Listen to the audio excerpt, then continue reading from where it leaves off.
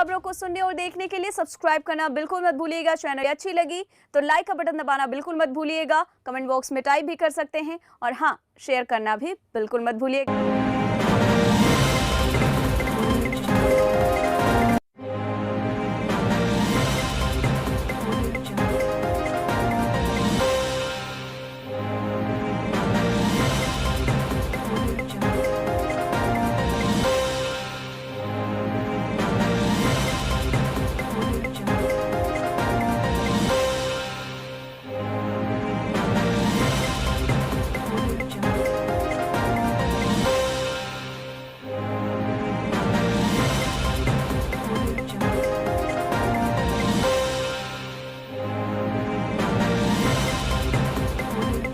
अपने मुंह से कहने में कोई गुरेज नहीं है कि ऐसा मुख्यमंत्री ना तो हमें मिला था ना आगे मिलने वाला है, और उनका जो आशीर्वाद है, उनका जो स्नेह है वो पूरे आजमगढ़ पे है।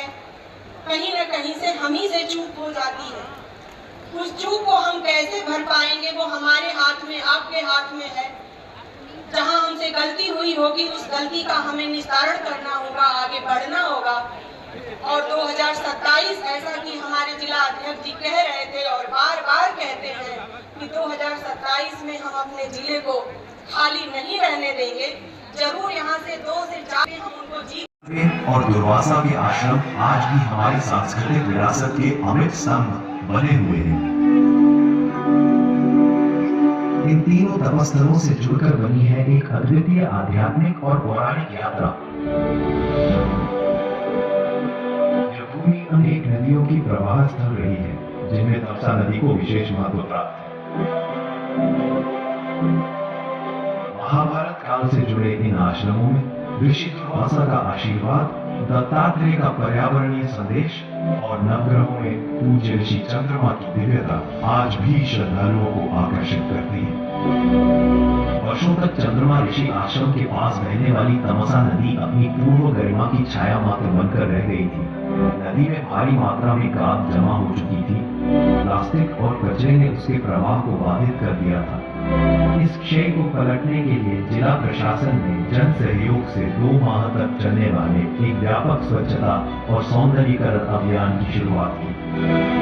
तमसा और सिल्मी नदी के किनारे 2-2 किलोमीटर की सफाई की गई, घाटों का सौंदर्यीकरण हुआ और नदियों से गाद व कचरा हटाया गया।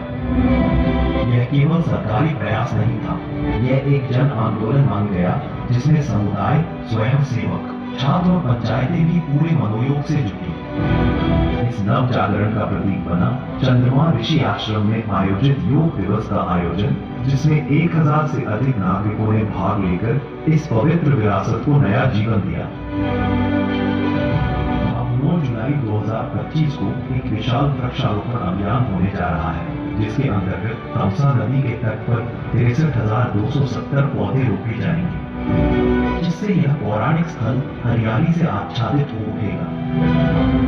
प्रशासन का अगला लक्ष्य है तमसा नदी को स्वच्छ और प्रदूषण मुक्त बनाए रखने के लिए दीर्घकालिक समाधान लागू करना, ताकि यह नदी अपनी खोई हुई गरिमा को पुनः प्राप्त कर सके और आजमगढ़ की पवित्र जीवन रेखा बनी रहे।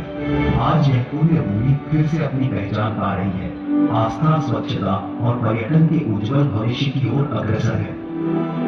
परिवर्तन की यह यात्रा आरंभ हो चुकी है। आइए हम सब इसका हिस्सा बने और अपनी आध्यात्मिक धरोहर को फिर से जीवंत करें।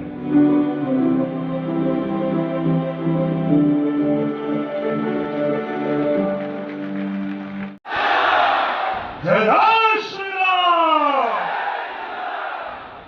आज ऋषियों की धरती, महर्षियों की धरती, साहित्यकारों की धरती, कलाकारों की धरती, आजमगढ़ की धरती पे पूज्य योगी आदित्यनाथ महाराज जी का आगमन हुआ है। तो हम लोग जैसे आजमगढ़ में हर बार पूज्य महाराज जी का स्वागत करते हैं, आज भी उसी आदर के साथ सभी लोग खड़े होकर और जोरदार तालियों के साथ पूज्य महाराज जी का स्वागत, अभिनंदन और वंदन करेंगे।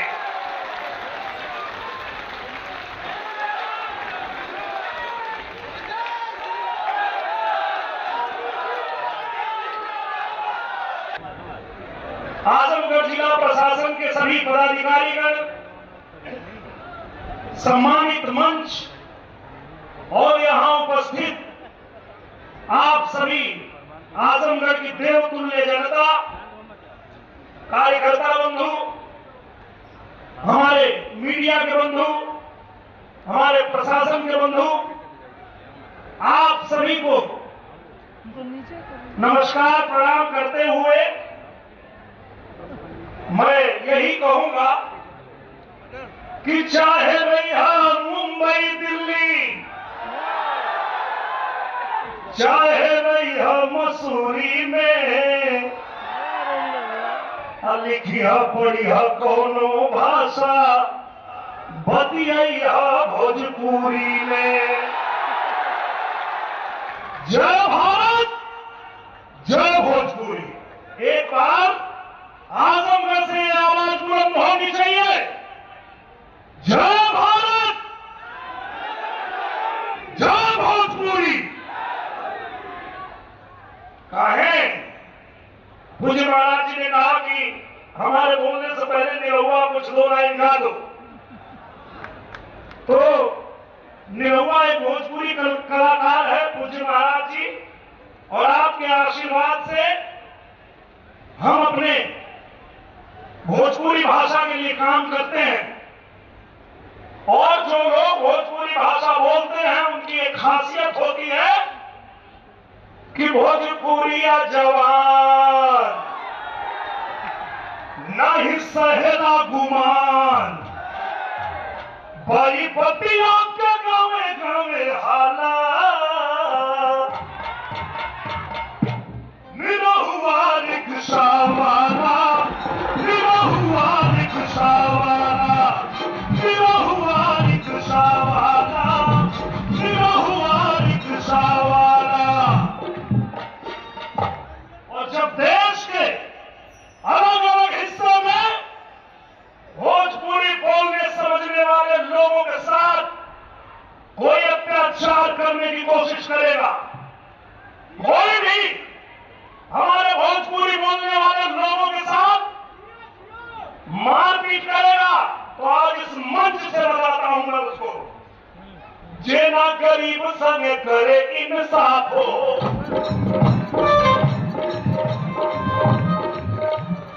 ए भैया रहिले हम करे खिलाफ हो। आपको पता है आजमगढ़ में मुझे चुनाव लड़ने की जरूरत क्यों पड़ी?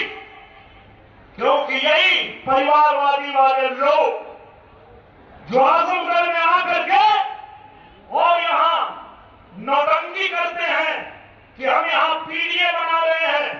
पीडीए का फुल फॉर्म मालूम है आप लोगों को? पारिवारिक डकैत अलायंस। ये परिवारवादी लोग जो पूर्वांचल को हमेशा नेगलेक्ट किए, पूर्वांचल के लिए कभी कुछ किया नहीं, आज पूज्य योगी आदित्यनाथ महाराज जी के शासनकाल में पूरा उत्तर प्रदेश तो उत्तम प्रदेश बन ही रहा है। मेरा उत्तर प्रदेश नंबर 1 राज्य तो बन ही रहा है, साथ में मेरा आजमगढ़ भी चमक रहा है, मेरा पूर्वांचल भी। पूज्य महाराज जी ने पूर्वांचल का भाग्य बदल दिया है। हर क्षेत्र में, शिक्षा के क्षेत्र में देख लीजिए, चाहे आप कनेक्टिविटी देख लीजिए, और अब तो पूज्य महाराज जी ने उत्तर प्रदेश को रोजगार का हब भी बना दिया है। अब किसी को जरूरत नहीं है अपना घर परिवार छोड़ के कहीं और जाने की। हमारे उत्तर प्रदेश में पूज्य महाराज जी ने उद्योग धंधे लगाने शुरू कर दिए। आपके बाल बच्चों के भविष्य के लिए उत्तर प्रदेश को उत्तम प्रदेश बनाया है पूज्य महाराज जी ने। तो धन्यवाद तो बनता है।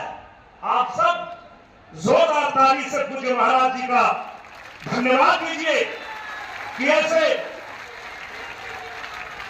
पूज्य महाराज जी ने उत्तर प्रदेश को ऐसा बना दिया है कि कहीं भी जाता हूं बड़े गर्व से कहता हूं कि देवता भी आते जहां साधु के भेष में, देवता भी आते, यही उत्तर प्रदेश है, यही आजमगढ़ की धरती है।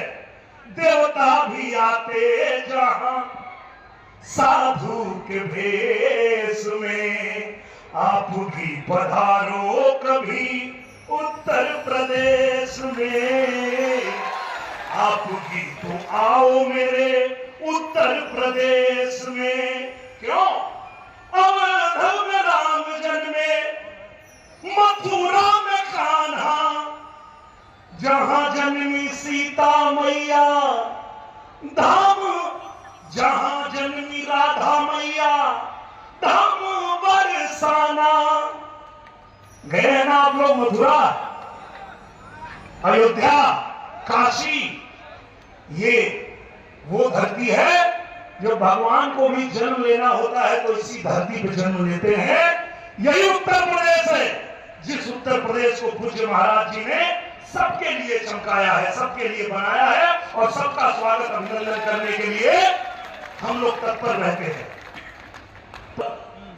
अब पूज्य महाराज जी को हम लोग सुनेंगे। और आज जो उपलक्ष्य है, आज आजमगढ़ की धरती पे जैसे ही पूज्य महाराज जी के शुभ हाथों से एक पेड़ लगाया जाएगा, आजमगढ़ में पेड़ की संख्या जो वृक्षारोपण हो रहा है वो 60 लाख हो जाएगी। एक जोरदार ताली होनी चाहिए इस अभियान के लिए, क्योंकि भविष्य को भी संवारना है, अपने प्रकृति को भी संवारना है। तो इसके लिए पूज्य महाराज जी, पूज्य हमारे प्रधानमंत्री जी के इस अभियान को जिस तरह से आगे बढ़ा रहे हैं, इसमें आप लोगों का भी योगदान मिल रहा है। इसके लिए आप लोगों को भी नमन है, प्रणाम है। अब इन्हीं बातों के साथ मैं अपनी वाणी को देता हूं विराम। बोलिए मेरे साथ एक बार, जय श्री राम, जय श्री राम। बहुत बहुत धन्यवाद। आज के इस विराट वृक्षारोपण कार्यक्रम में आजमगढ़ के इस बड़े कार्यक्रम में मेरे साथ मंच पर उपस्थित प्रदेश सरकार के श्रम और सेवायोजन मंत्री, आजमगढ़ के प्रभारी शनिल राजभर जी, पर्यावरण एवं वन विभाग के राज्य मंत्री श्री कृष्णपाल मलिक जी, भारतीय जनता पार्टी के क्षेत्रीय अध्यक्ष श्री सहजानंद राय जी, जिलाध्यक्ष श्री ध्रुव सिंह जी, जिलाध्यक्ष लालगंज श्री विनोद राजभर जी,